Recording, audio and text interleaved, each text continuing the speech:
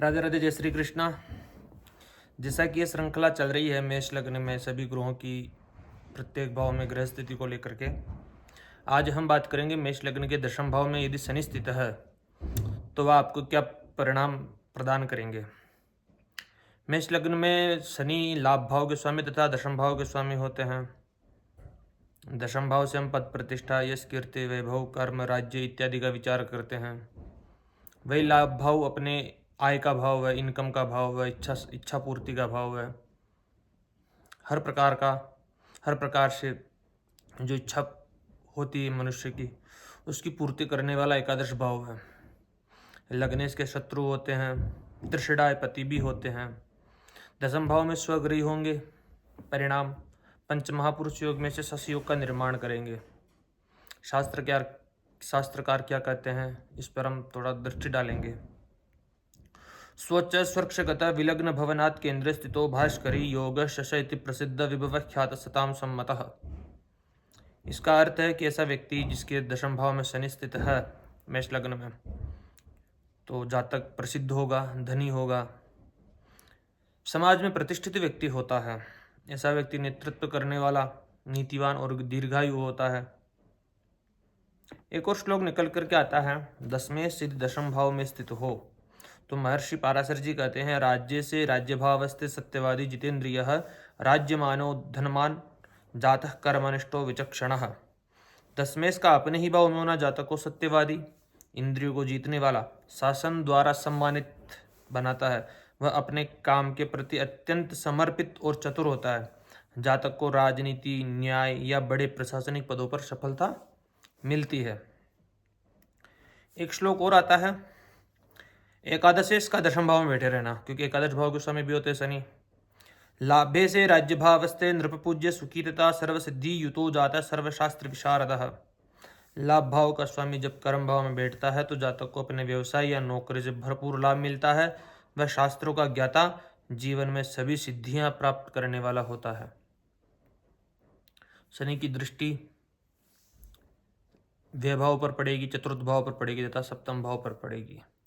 शनि का दशम भाव में बैठे रहना पिताजी के लिए सही नहीं माना गया है और दाम्पत्य जीवन के लिए भी सही नहीं माना गया है।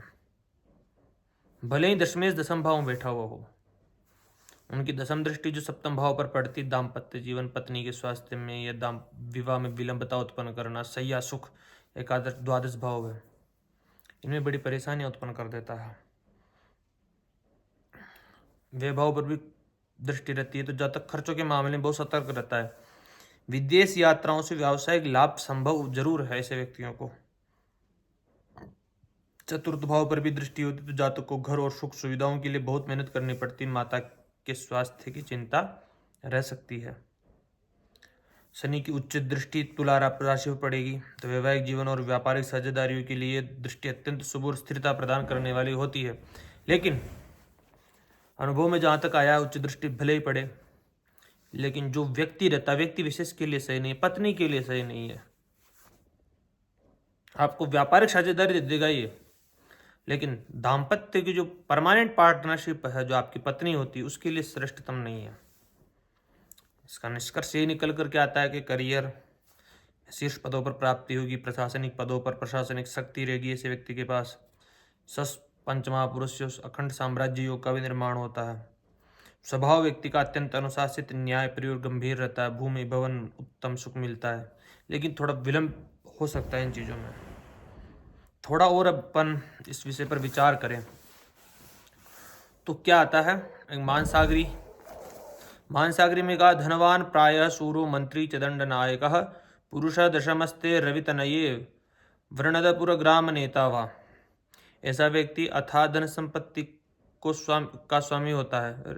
जातक सांसद, मंत्री, राजा, न्यायाधीश, दंड नायक होता है। शश योग के कारण जातक निश्चय ही राजपुरुष होता है। राजनीतिज्ञ होता है। जातक के पिता की लंबी आयु होती है। ज्योतिष, मंत्र, तंत्र, गूढ़ विद्याओं का जानकार होता है। पिता की लंबी आयु होती है, इसमें थोड़ा संदेह मुझे होता है क्योंकि मैंने दशमस्थ शनि को अधिकतर मात्रा में पिताजी के लिए सही नहीं पाया है। भोज संहिता के अनुसार लाभे श्री दशम भाव में तो जातक धार्मिक कार्यों व संस्थाओं के माध्यम से रुपया कमाता है। शनि की दृष्टि व्यय भाव सुख भाव सप्तम भाव पर होगी तो फलतः खर्च बढ़ेगा, सुख में वृद्धि होगी, नए वाहन पुराने भवन की खरीदारी होगी, पत्नी पक्ष ससुराल से लाभ होगा, जातक भोजन का शौकीन होगा। अब हम प्रत्येक ग्रह के युति के साथ में इस युति को समझते हैं। यदि सूर्य यहाँ पर स्थित हो तो भी राजयोग की स्थिति बनती है। पंचमेश और दशमेश का संबंध बनता है। केंद्र त्रिकोण पतय संबंधेन परस्परम इतरैहि अप्रसक्ता से विशेष फलदायक। केंद्र त्रिकोण के स्वामियों का संबंध। सूर्य दशम भाव में दिग्बली भी होते हैं तो उच्च पदों पर आसीन अवश्य हो सकता है ऐसा व्यक्ति। क्या होगा? उच्च पद स्थान दिलाता है राज्य सरकार के अंदर, परंतु भाग्योदय पिता की मृत्यु के बाद होता है। पिताजी के लिए यह युति भी सही नहीं है।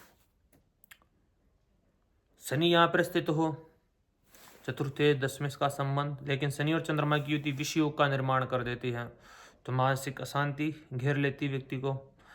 भले चतुर्थ को देख रहा है लेकिन माता के स्वास्थ्य में सदा संदेह रहता है। युवकों माता का स्वास्थ्य हमेशा परेशानी में रहता है। उत्तम वाहन भवन का योग बनाता है। उत्तम वाहन भवन माता का सुख देता है, पर तीनों कुछ न कुछ न्यूनता बनी रहती है इन चीजों में।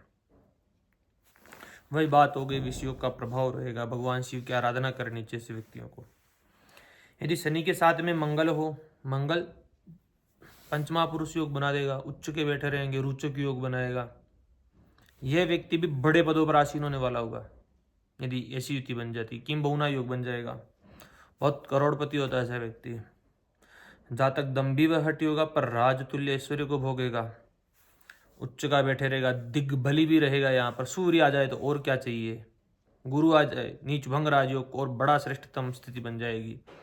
चंद्रमा की दृष्टि पड़े, गुरु की दृष्टि बढ़ जाए, यहाँ से चतुर्थ में गुरु, दशम में मंगल शनि बैठे, बहुत अद्भुत स्थिति बन जाएगी।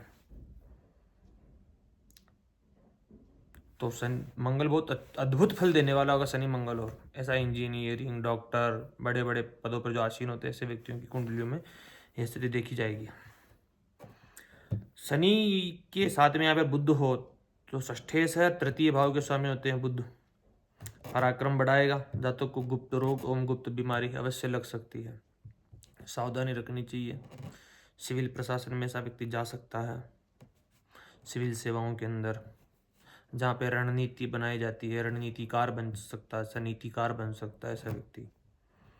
यदि शनि के साथ में गुरु हो तो नीच भंग राजयोग, नवमेश दशमेश का संबंध, धर्म कर्मादिनेतारो रंध्र धर्म कर्मादिनेतारो वन्योन्य संसितम राजयोग विधि प्रोक्त विख्यात विजय वेद विख्यात और विजयी होता है। नीच भंग राजयोग बनाएगा, जातक राजतुल्य पराक्रमी होगा, यशस्वी होगा, प्रतिष्ठित होगा, बड़े पदों पर आसीन होने वाला होगा। ऐसा जातक भी अवश्य ही बड़े पदों पर आसीन होने वाला होगा। शनि के साथ में यदि शुक्र आ जाते हैं, सप्तमेश और द्वितीय भाव के स्वामी होते हैं, विवाह के बाद जातक का भाग्योदय कराते हैं। जातक विवाह के बाद महाधनी बन जाता है, क्योंकि लाभेश धनेश का संबंध और दशमेश और सप्तमेश का संबंध अवश्य ही धनवान जरूर बना देता है व्यक्ति को, बहुत धनवान बनाता है। शनि के साथ में यदि राहु हो तो यह युति सही श्रेष्ठतम नहीं रहेगी। राहु और शनि की युति, राहुणा संयुते मंदे सर्वदा रोगमश्नुते, रोगी बन सकता है, स्वास्थ्य में परेशानी उत्पन्न हो सकती है। पद प्रतिष्ठा, यश कीर्ति, जो वैभव इत्यादि जिसका विचार करते दशम भाव से, वो कहीं ना कहीं विपरीत अपमान का सामना करना पड़ सकता है। एक पृथकता देखने को मिलती है सरकार में बड़े पदों पर आसीन होने की संभावनाएं जो व्यक्त होती थी उनमें मनाही कर देगा, ऐसी स्थिति उत्पन्न कर देता है। मतलब कि राज सुख नहीं दे पाएगा यह शनि और राहु की युति। यदि केतु हो तो सरकारी क्षेत्र में पीड़ा दिलाएगा, वो भी केतु के भी साथ में यही परेशानी, पदच्युत होने का भय। राहु हो तो भी पदच्युत होने का भय, स्वास्थ्य में परेशानी। केतु हो तो अनर्गल बोलने वाला, यदि जल्दी से बोलते नहीं लेकिन यदि बोल दे तो वो सत्य साबित भी हो सकती है। तो एक और है कि यहाँ पर शनि मंगल गुरु चंद्र की युति जातक को बहुत बड़े पदों पर बना बैठा देती है, चाहे वह व्यक्ति मंत्री बने, मिनिस्टर बने, तो ऐसी स्थितियाँ उत्पन्न कर देती है। धन्यवाद। अब आगे हम बात करेंगे मेष लग्न के लाभ भाव में शनि का फल। धन्यवाद।